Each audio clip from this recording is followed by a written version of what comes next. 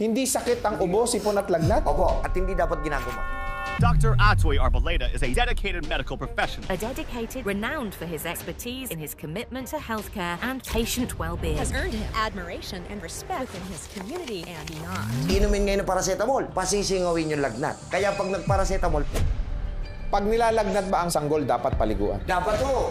Ang mga tao, ang belief ngayon, kailangan mo ng mga synthetic drug for you to actually heal yourself. Yun yung wrong perception na gusto kong iayos. Ano ba ang topic natin? That the real wealth is health. Minsan ang tao walang sakit pero ang nasa isip niya nagkakasakit siya, so natutuluyan. Pag niyaya mo, kain na tayo, wala akong gan. O ba't di ka makatulog? Nag-iisip ako. Alam mo kinamatay? Puyat at gutom. Nagugulat ako, elementary, nakakapagsalita na ng word na stress. Oh, really? So ikaw ang pumipili ng stress mo. Whatever your brain believes, body will achieve.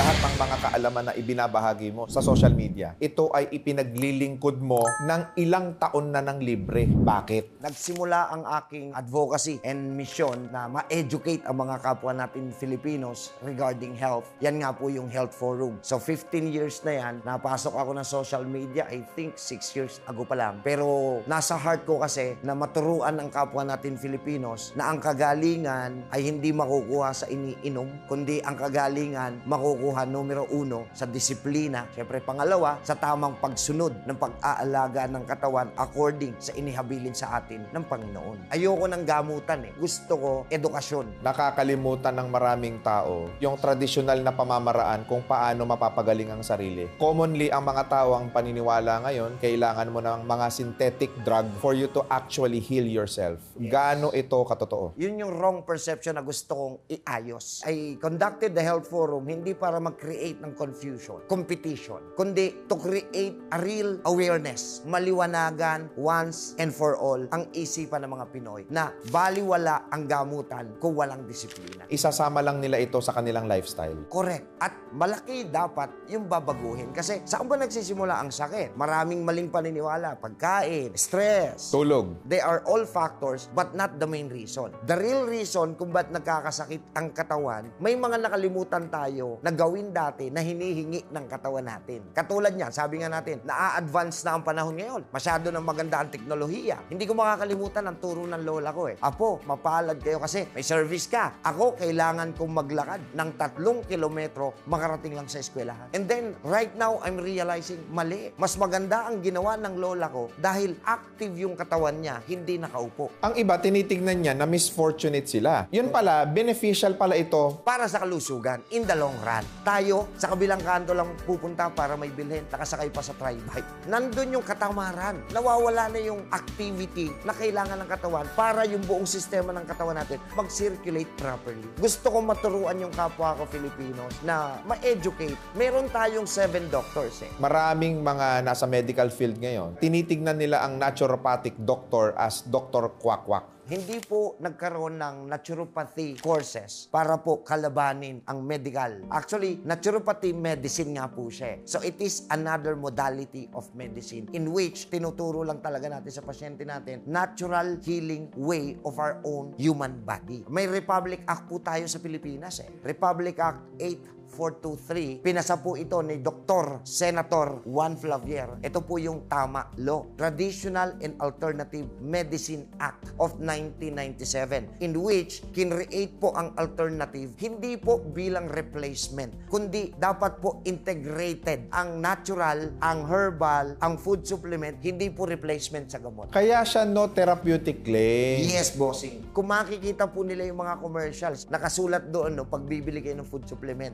with proper diet and exercise. Pero anong ginagawa ng karamihan? Bibili, iinom. Walang proper diet, walang exercise. It is just a waste of money. Maraming nagkalat ngayon na mga nagbebenta ng mga food supplements. Sobra po. Na kung ano-anong claim ang ginagawa nila. Paano nga ba ito gagamitin ng tama? Ang tunay na ibig sabihin ng food supplement, yung hindi natin nakukuhang nutrisyon dahil sa maling mga kinakain natin sa panahon ngayon can be supplied by this herbal and natural natural and food supplement. So, yun ang trabaho niyan. Mag-supply ng nourishment. Para sa akin, supplement. They supply nourishment. Idadagdag po natin ito sa pang-araw-araw nating ginagawa. Together with the 7 doctors, kaya mong gawin, walang bayad. Pero pag nagawa mo yun, dun magsisimulang lumakas muli ang iyong sariling katawan, ang iyong resistensya, at ang iyong immune system. Okay, number 1, Dr. Air. Kailangan ng ating katawan ng oxygen. Makukuha lang natin yan sa natural air. Inhale, exhale every morning. Yung oxygen na yon, hahalo yun sa dugo. Yung dugo, hindi dadaloy pag walang content na oxygen. Pag hinalo na yung oxygen sa dugo, yung dugo isi-circulate ng puso natin, kailangan makaakyat yung oxygen content of the blood sa brain para ang brain natin mag-function properly. Mabawasan ng stress. Number 2, Dr. Sunshine. We need natural vitamin D para po ma-boost yung immune system. Tuwing anong oras? Wala pong specific time. Basta nandyan yung araw. Hindi mo lang kailangan magbilad. Ngayon daw, pagka lumabas ka ng tanghali sa sobrang init, hindi pa nakakasunog yan? Infrared radiation na raw yan Tapos, ang sabi nila, malaki ang possibility na magkakaroon ka ng Skin cancer. I beg to disagree. Kasi kung totoo yan, lahat ng magsasaka natin may skin cancer. Lahat ng magbubukid natin may skin cancer. So, hindi totoo yun. Lahat ng tao, pwede kang tamaan ng cancer basta mahina ang immune system. Bakit yung mga magbubukid? Bakit yung mga magsasaka? Hindi tinatamaan. Malakas ang immune system nila. Why? They can follow the 7 doctors. Number 3, Dr. Water. Naliligo yung panlabas nating katawan, dapat naliligo rin yung panloob. Kaso anong iniinom ng karamihan ngayon? Soft drinks. Hindi makakain ng walang soft drinks. Hindi makakain ng walang juices. Okay lang kung fruit juices na totoong fresh na piniga. Paano yung mga chemically composed juices? Number 4, Dr. Exercise. Nakalimutan natin that sweating is a detoxification process of the integumentary system. Hindi, mga tao kasi busy. Pagka may sakit na po sila, hindi na sila busy. Ang tunay na puhunan ay ang kalusugan para sa mas maayos na kinabukasan. Give time to your health. Kasi if not,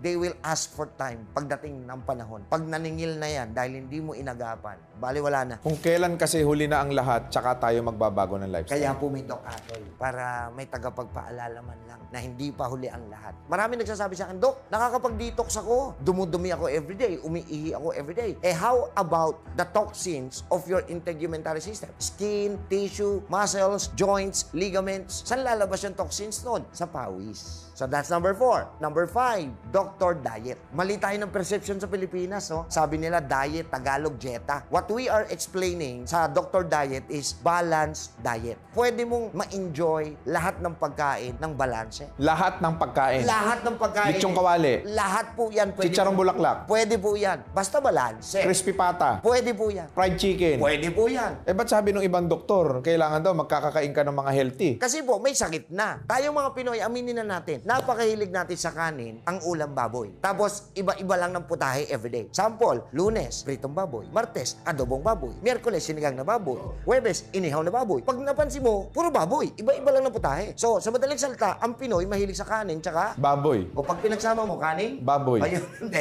Dito sa tinuturo natin sa balanced diet, you can enjoy everything. Sample, Monday, pork. Tuesday, fish. Wednesday, vegetable. Huwebes, baka. Biyernes, manok. Sabado, seafoods. Na-enjoy mo in the whole week. Balance lang because different organs needs different nutrients. Number 6, Dr. Sleep. Kaya nagkakasakit ang tao because of cell degeneration. Pag inaral natin maigi ang siyensya, saan ba nagsimula ang tao? Sa cells. Sa tatay natin, sperm cell. Sa nanay natin, egg cell. So, ang unang tatargetin para magkasakit, cells. Ang tawag sa ginagawa para magkasakit, cell degeneration. And last but not the least, number 7, Dr. Energy. Means positive mindset, positive attitude, positive outlook. Bawal ma-stress. Nagugulat ako, elementary, nakakapagsalita na ng word na stress. I'm stressed. Oh, really? The real meaning of stress, thinking of the negative things. So, ikaw ang pumipili ng stress mo. Ikaw ang gagawa ng stress mo. How you think will define who you are. In psychology, we called it psychosomatic. Whatever your brain believes, body will achieve. Minsan, ang tao walang sakit, pero ang nasa isip niya, nagkakasakit siya. So, natutuluyan. Napakaraming may cancer sa Pilipinas. Ang talagang nagpapahina sa kanila, the way they think, may sakit ako.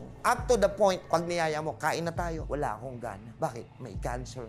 O ba't di ka makatulog? Nag-iisip ako, bakit? May cancer ako. Alam mo kinamatay? Hindi cancer. Puyat at gutom. Kahit wala ka sakit, mamamatay ka niyan. Meron ngayon na nakikinig at nanonood ng video na ito, dadalhin na siya sa ospital dahil siya ay may sakit sa puso. Ano ang pwede mong maipayo sa kanya upang sa ganun ay hindi na siya ma-stress at magkaroon ng anxiety sa kung ano man ang pwedeng mangyari sa kanya? I really wanted to know the diagnosis first. Pero kung emergency cases, that's why meron tayong emergency room. Pero kung ikaw man ay pasyente may sakit ngayon, huwag mo masyadong isipin yung iyong sakit. The easiest way to handle sicknesses is don't panic. Walang dahilan para magpanik. Maraming namamatay dahil sa pagpapanik. So relax. Relax. Yes. And then, pag uwi mo ngayon sa bahay, may mga inireseta sa yung gamot na kailangan mong i-take. Kasabay nun, ano ang kailangan kong gawin? Diyan na papasok yung 7 Doctors of Discipline. Kung kakayanin mo na, umpisahan mo na. And then, right after the health forum, yung mga umatin na pasyente, binibigyan kong guidelines. Nililinaw ko, there is no one product that can cure it all. It will never happen. Gusto ng Panginoon talaga balansyado. Kaya yung mga nagpo-promote na, itong product na to, lahat ng sakit covered na. Wala yung kalokohan. Ibig sabihin, ang mga food supplement nila, wala rin kwenta. Kung walang tamang programa. Kung walang programa. Ito, samantalahin ko na. Maraming kumukuha ng video ko, nagnanakaw ng video ko. Wala ho akong ine-endorse na produktong isa. Ang itinuturo kong maigi, disiplina, kasama po yung nutritional guidelines. Okay. Ako naman ay may high blood. Napakataas ng presyon ko araw-araw. Ano ang pinakamabisang gagawin ko? Maliban sa 7 Doctors, pinakamaganda po dyan, saging at sili. Saging at sili? Yes. Siling labuyo, dinikdik, ipasok mo rin sa saging. Kainin. Bababa po kagad ang presyon mo, marirelax ka. Kahit anong saging, mababawasan po yung palpitation. Yung sili po, magbibigay ng vasodilation effect. When we say vaso, yung mga gamot for hypertension or high blood pressure is vasodilators. When you hear the word vaso, yan po ay scientific name ng veins. Dilator means buka. So, pag uminom ka ng gamot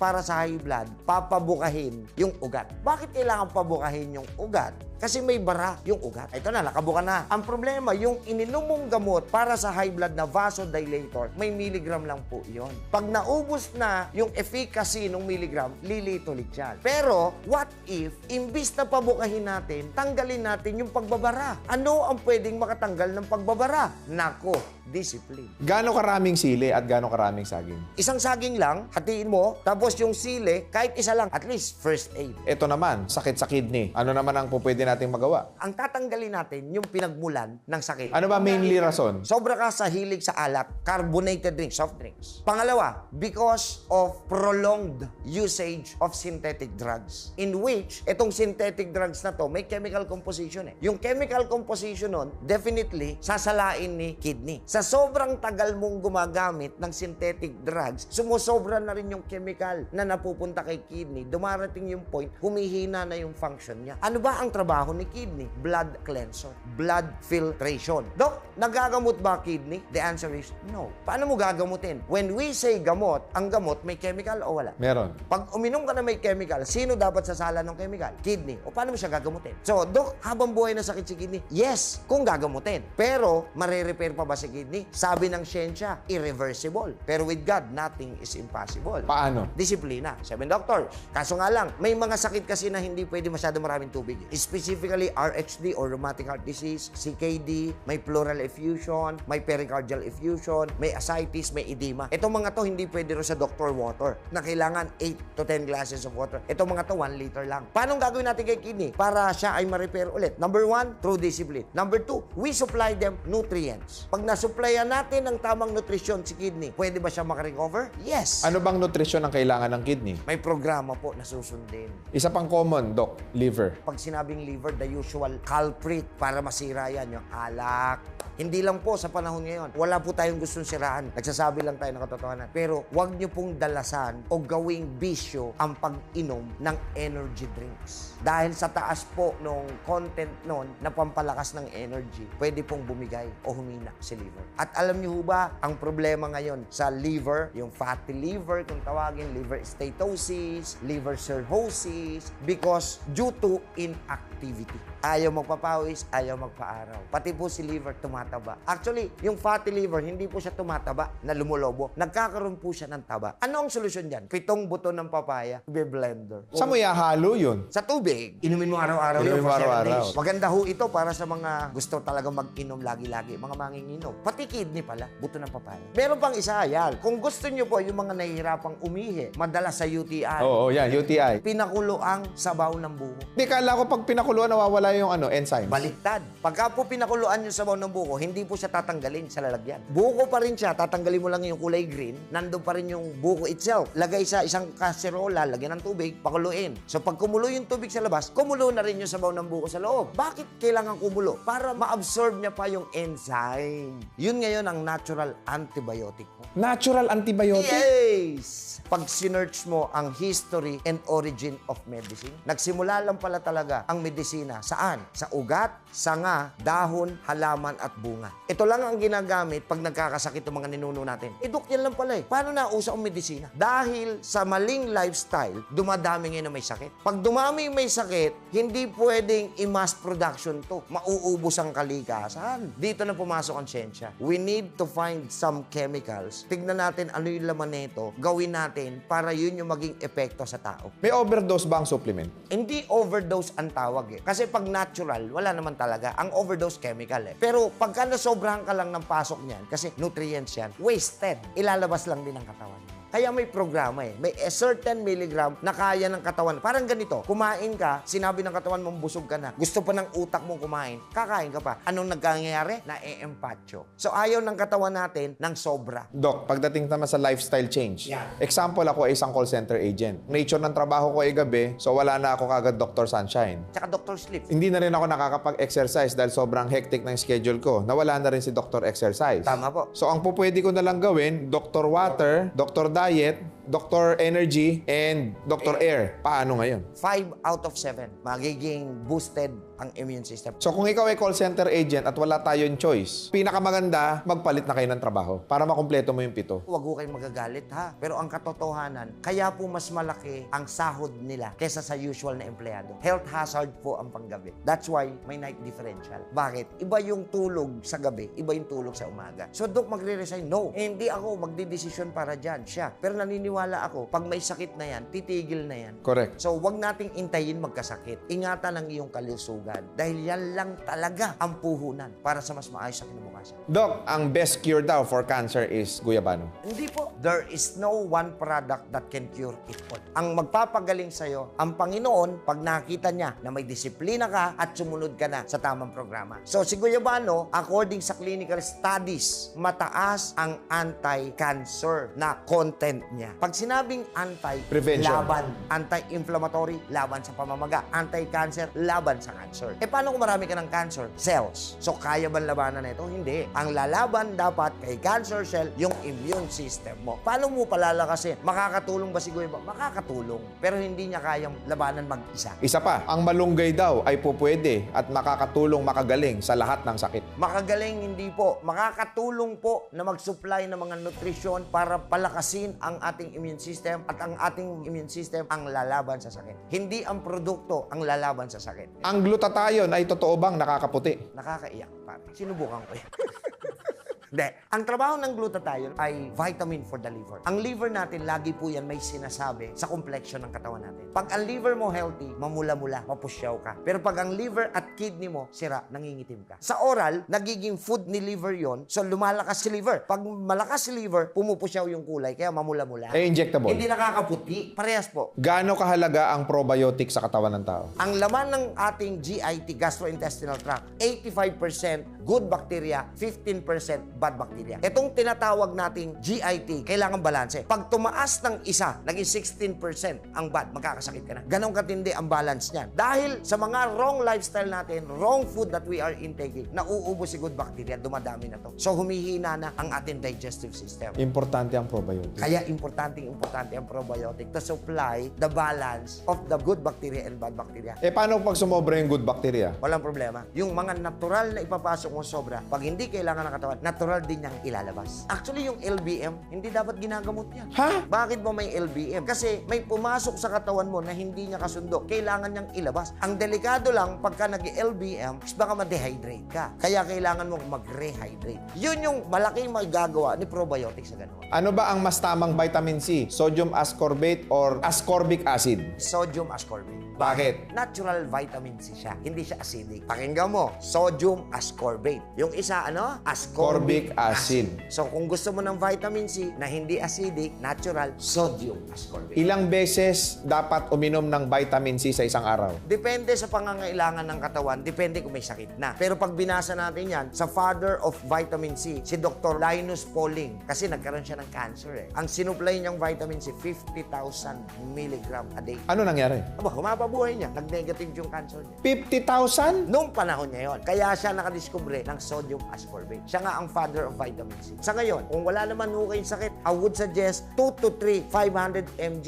of sodium ascorbate per day. Hindi po na-overdose actually ang katawan natin sa vitamin C. Bakit? Kasi yan lang po yung hindi kayang i-reproduce ng sarili nating katawan na vitamin C. Again, kung sosobra yan, ilalabas ng katawan mo. Yeah. Ito naman, Doc, yung lagnat. Actually, hindi lang lagnat. Ang ubo, sipon at lagnat ay hindi po sakit at hindi dapat ginagamot. Hindi sakit ang ubo, sipon at lagnat? Opo, yan po ay response ng immune system to protect us to have further infection. Example, sipon. Pagka po, kasi bukas po yung ilong natin, bukas yung bibig natin, yan po yung entry point. Pagka ho may nalanghap tayo o kaya may nalunok tayo na foreign substance na hindi natural sa katawan, gagawa po yung katawan natin, yung immune system natin ng mucus. Siya yung immune system ha. Tatawag siya, may pumasok tayong foreign. Pagpadala ng isang platon na mucus, balutin yan. So babalutin, sipon na ho yun. Sa pag isininga natin o nailuwat natin, nailabas po yung foreign substance. Number 2, paano kung hindi nakalabas agad? Tatawag ulit si immune system sa defense. Uy, magpadala pa ng isang platon ng mga mucus para balutin yan. Kumapal na ngayon yung mucus. Ang tawag ngayon doon, phlegm. Yung phlegm ngayon, haharang na ngayon sa ating airways. Nakikita ngayon ni Baga, hindi ako makahinga na maayos ha. May baradong plema. Bobomba ngayon si Baga. Pag bumomba siya, ubo. Kaya may ubo. Pag binomba niya para makalabas yung plema na bumalot sa foreign substance, hindi pa rin kinaya. Sabi ng immune system, sunugin na yan. Ay, eto na. Kaya nilalagnat. Gagawa ngayon ng hot temperature yung katawan natin to burn the bacteria or the foreign substance na pumasok sa katawan. So, wag lang lalagpas ng 40 kasi pag lumagpas ng 40, ang tawag doon convulsion di ba? So, kung mapapansin mo, yung mga babies, pag nilagnat po yan, kahit dalhin nyo sa mga pedya, sa doktor, hindi pinainom ng gamot. Anong ginagawa? Kino-cold compress. Nilalagyan ng malamig dito sa kilikili at saka sa singit. Bakit? Just to keep the warm inside, hindi sumingaw. Ang masaklap, may lagnat. Paiinumin ngayon ng paracetamol. Anong gagawin ni paracetamol? Pasisingawin yung lagnat. Kaya pag nagparacetamol, pinapawisan tayo. Kasi sumingaw yung init. Ang tanong, natanggal ba yung foreign substance? Babalik ulit yun. Magkukos na ngayon ng infection yon,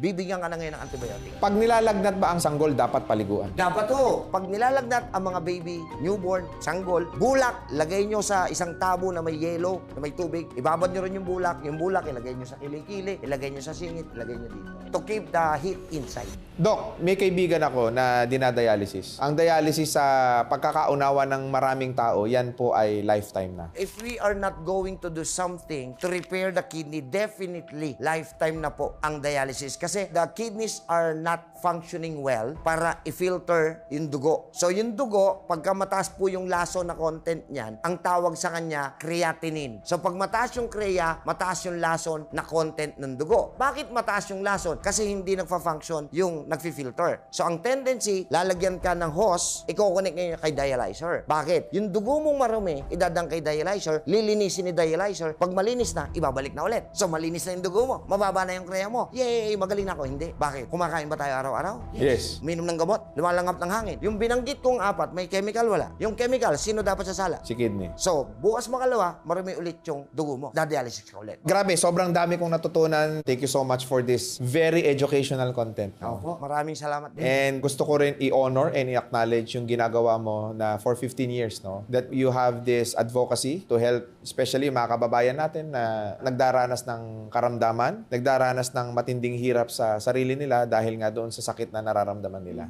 probably you can promote and you may shout out somebody that is so important to you. First and foremost, I would like really to praise and thank God for this opportunity na ipinagkaloob sa akin. Pangalawa, Boss RDR. Pangatlo, sa mga kasamahan ko sa inumpisahan natin pagmimisyon, sa management po ng Zenergia na nagbigay ng buong pagtitiwala sa aking mission at advocacy sa pangunguna ng aming chairman of the board kay Boss Jojo, kay Boss Dennis, Boss John, Boss Al, Boss Chufer, Boss Jack, and Boss Vic. Maraming salamat dahil kung wala kayo sa likod ko, wala ring Doc Atoy na kakayaning makapaglingkod ng ganitong karaming taon, ng ganitong karaming pasyente. Sa mga gusto po na makinig ng ating educational program na Health Forum, meron po tayong free Health Forum with free consultation also every Tuesdays and Saturdays. Nagaganap po yan sa ating building, sa auditorium natin, 112 Building, West Avenue, Barangay Phil-Am, Quezon City, Tuesdays and Saturdays, 11 a.m. You can watch it also live sa Facebook, YouTube, at saka TikTok. Paalala lang, ang